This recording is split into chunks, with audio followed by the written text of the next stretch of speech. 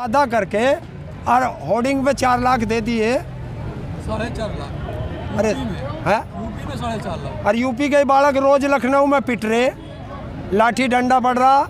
और दिखे यहीं बैठे होंगे वे, ये बैठे कितने महीने से बैठे, सुन रहा, पढ़े लिखे बैठे भाई थारे जैसे ही। योगी जी तो कह रहे हैं कि जितना रोजगार हमने दे दिया उत्तर प्रदेश में उतना किसी भी सरकार ने नहीं दिया है। जितना रोजगार तुम दोनों ने मिलके छीन लिया, इतना रोजगार आज तक किसी ने मिलकर छीना ही नहीं। नंबर 1 बन गया उत्तर प्रदेश, कह रहे हैं प्रधानमंत्री खुद कह रहे हैं योगी जी ने नंबर 1 बना दिया। भाई हाँ बिल्कुल नंबर 1 है, अपराध में नंबर 1, घोटालों में नंबर 1, भ्रष्टाचार में नंबर 1 और चीर हरण में नंबर 1, महिलाओं के साथ दुराचार में नंबर 1, किसानों के माल पे डाका डालने में नंबर 1, किसानों की हत्या करने में नंबर 1। तो आप कह रहे हैं 350 सीटें ला रहे हैं। क्या तुम्हें उस पे विश्वास हो गया और हम किसानों पे विश्वास नहीं? अच्छे पत्रकार हो भैया। तो आपकी आवाज़ उठा रहे हैं। क्या लगता है किसान जाएंगे भाजपा के साथ? अब तो वापस हो गए कानून। वो भी बता। भैया जो हमें जहर दे रहा, क्या हम दोबारा जहर खाना जाएंगे? सारी मांगे मान ली जाए मगर अगर आपकी तो क्या आप जाएंगे 22 में? देखिए चुनाव आयोग क्या कहता है, गुप्त मतदान हो तो हमसे क्यों पूछ के चुनाव आयोग के उसकी अवहेलना करा रहे हो कानून की? राकेश टिकैत ने कहा कि आप ही तो कह रहे हैं। सरकार ने जब कानून बनाया तब भी बात नहीं किया और जब ऐलान किया वापसी का तब भी बात नहीं किया, तो क्या बात करनी चाहिए थी? जब बिल लाना था तो किसान से बैठ के बात करनी चाहिए थी कि हम ये बिल ला रहे हैं, आपको क्या एतराज़ है। और जब हटाया है तो पूर्ण रूप से तभी ऐलान करते कि हम लोग जो है MSP पे गारंटी का कानून दे रहे, क्यों नहीं दे रहे? उसे तो अपने मंत्रियों पे विश्वास नहीं। कंगना रनौत कह रही है कि देश 2014 में आज़ाद हुआ है, क्या कहेंगे? हाँ देखिए, जो RSS है, जो अंग्रेज़ों के पिट्ठू हैं, उनका हुआ होगा। हमारा देश 1947 में आज़ाद हुआ है और अगर कोई ऐसा कहता है तो वो देश के शहीदों का अपमान करता है। 2014 में जब मोदी जी आए तो असली आज़ादी मिली है। चलिए उसे कहने दो, क्योंकि ये इनका इतिहास रहा है शहीदों का अपमान करना, ये RSS और BJP का काम रहा। कंगना तो अभिनेत्री है ना एक। आखिर मीडिया उनको इतनी कवरेज क्यों दे रहा है? कंगना रनौत सवाल है। अब मोदी जी का मोदी जी उसका हाथ पकड़ के, जब मोदी जी उसका हाथ पकड़ के बात करते हैं तो जाओ मोदी जी से या कंगना से पूछ लो कि ये रिश्ता क्या कहलाता है।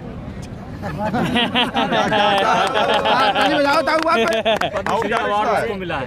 देखिए, जो देश के अंदर गद्दारी की बात करेगा, देश के अंदर शहीदों का अपमान करेगा और जो किसानों को गाली देगा उसे पद्म श्री मिलेगा, और जो देश के अंदर देश सेवा करेगा उसको या तो जेल मिलेगी या ईडी का छापा पड़ेगा।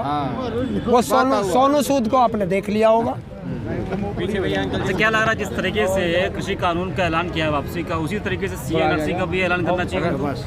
देखिए वो अलग मुद्दा है, वो एक कम्युनिटी का मुद्दा है और ये पूरे भारत के 70% किसानों का मुद्दा है।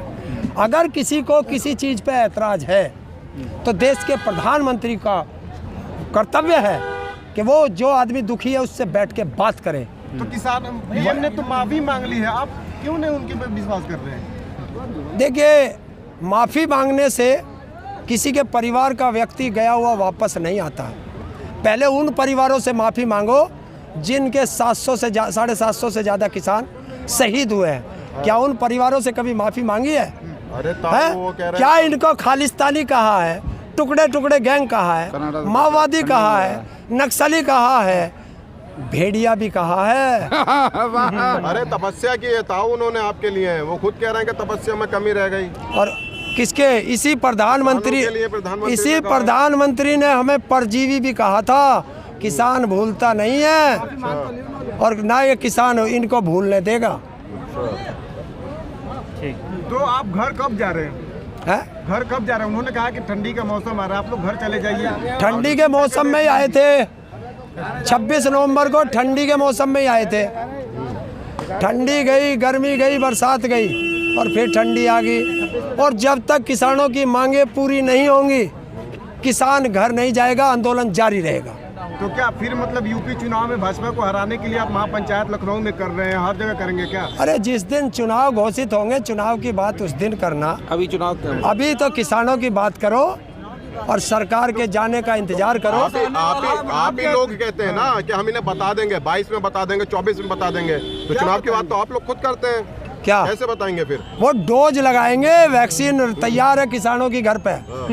गांव में किसानों ने जो दवाई बना रखी है वो इनको देनी है ताकि इनके मिर्गी के दौरे ठीक हो जा। कैसी डोज देने वाले हैं आप लोग? वो भेज दो गांव में, अपने आप पता चल जाएगा। हाँ भेजो।